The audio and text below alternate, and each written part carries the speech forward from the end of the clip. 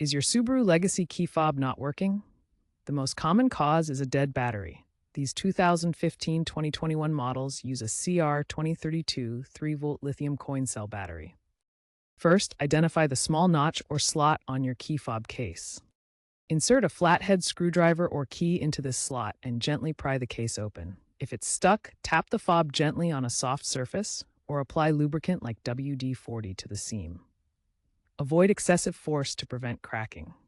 Once open, remove the old battery, noting the polarity with positive side up. Insert the new CR2032 battery, ensuring it's properly seated. Snap the case back together firmly. Now, test your remote. If it still doesn't work, move on to the next section for resynchronization instructions.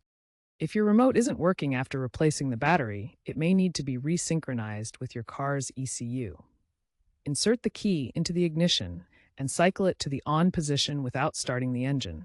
Press the lock and unlock buttons on the fob multiple times. Then turn the ignition off. This process should resync the fob. If your case was difficult to open or the remote still isn't working, check for corrosion on the battery terminals. Clean them with a cotton swab and vinegar. If problems persist, it could indicate water damage or an ECU fault, which may require a visit to a dealership for a diagnostic scan.